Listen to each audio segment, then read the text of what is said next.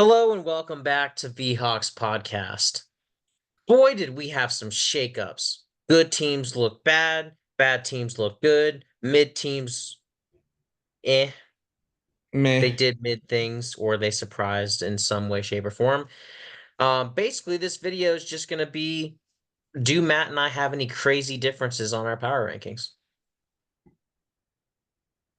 Okay, as expected, Vikings Chiefs interchangeable 1 and 2 with the only undefeated teams left.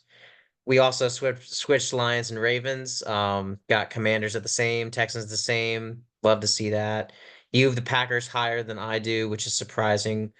Um, but the Falcons are one switched. You have the Broncos on there. Okay. I kept the Bucks on, and then we kept the Bills at 10. So a lot of similarities here. So that's actually pretty good. So um yeah, Texans and Seahawks were at 8 for me last week, so I had to put Texans higher, so that's where that came from. Buccaneers were really high for me last week. I think they were at 2, and so I dropped them a good bit and had to put them below the Falcons, obviously, because of head-to-head. Packers barely beat the Rams, so I didn't want to put them too high.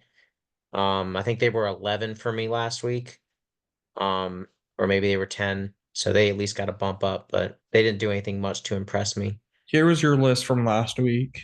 Yep. Vikings, Buccaneers, Lions, Chiefs, Bills, Commanders, Ravens, Seahawks, and Texans, Steelers, Falcons. Yeah, so Packers rose 2.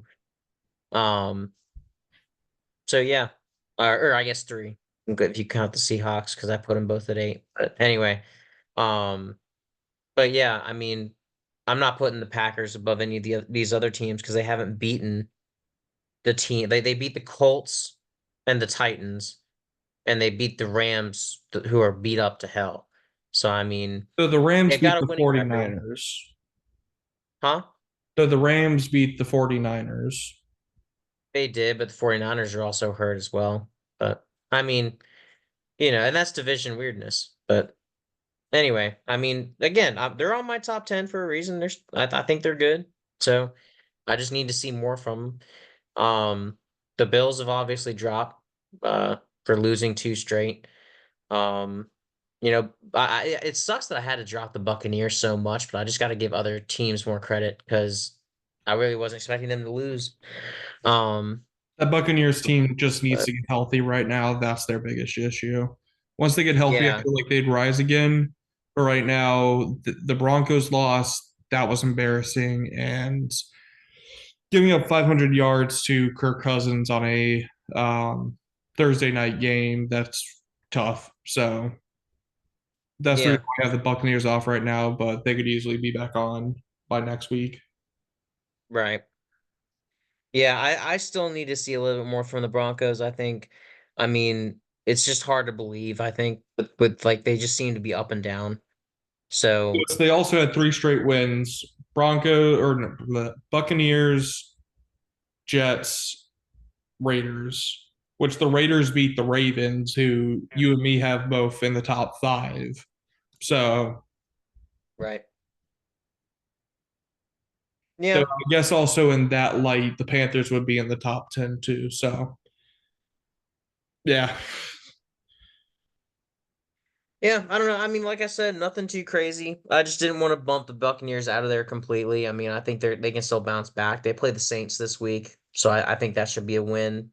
Um, and they'll be at 4-2, if that happens. So I think they'll be back in the conversation. Like I said, I just need to see more from the Broncos. And I think if the Buccaneers and Packers played head to head, I think the Buccaneers would beat them. So,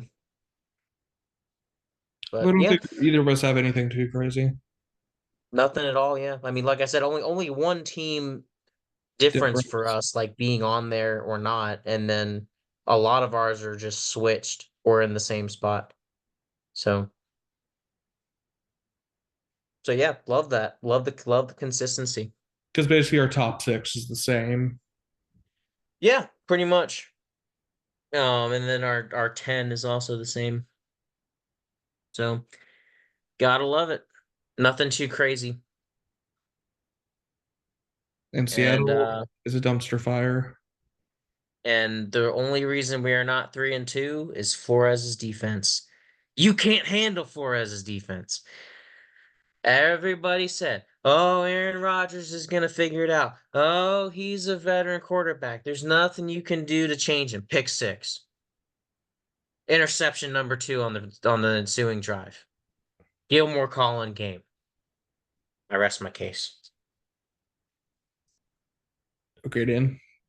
And that's my thing too, is like every week it's a new defensive player coming up and making a play. And I just love it.